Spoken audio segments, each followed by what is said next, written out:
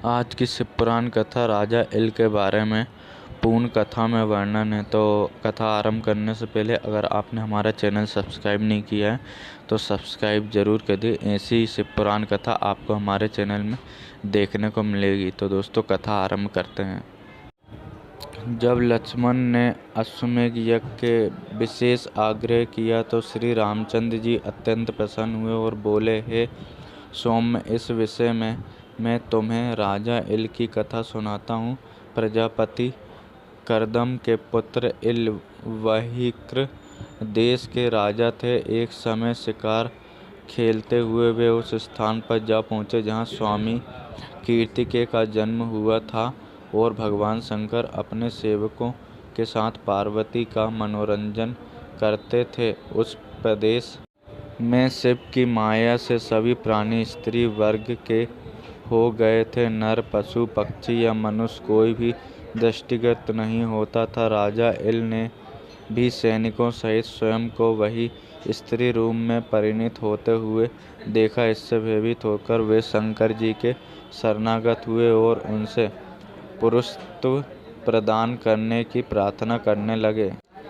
जब भगवान शंकर ने उनकी प्रार्थना स्वीकार नहीं की तो उन्होंने व्याकुल होकर गिड़गिड़ा कर उमा से प्रार्थना की। इससे प्रसन्न होकर उमा ने कहा कि मैं भगवान शंकर की केवल अर्धांगिनी हूँ, इसलिए मैं तुम्हें तुम्हारे जीवन के केवल आधे काल के लिए पुरुष बना सकती हूँ। बोलो, तुम अपनी आयु के पूर्वार्ध के लिए पुरुष तत्व चाहते हो या उत्तरार्ध के लिए?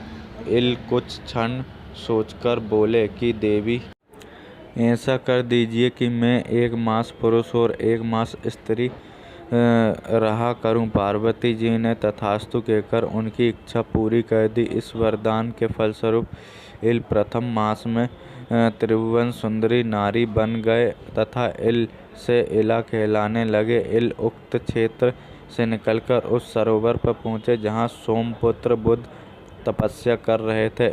इला पर दृष्टि पड़ते ही बुध उस पर आश्वस्त हो गए एवं उनके साथ रमण करने लगे। उन्होंने राजा के साथ आए स्त्री रूपी सैनिकों का वृत्तांत जानकर उन्हें किपुरुषी किन्नरी होकर पर्वत के किनारे रहने का निर्देश दिया। उन्होंने आग्रह करके इल को 1 वर्ष के लिए वहीं रोक लिया।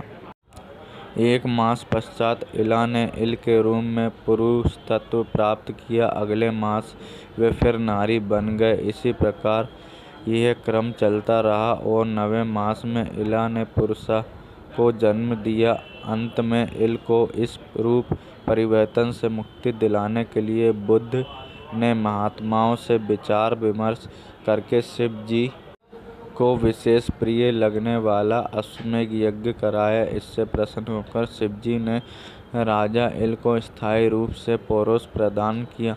श्री रामचंद्र जी बोले, हैं महाबाहु, वास्तव में अश्वमेध यज्ञ अमित प्रभाव वाला है।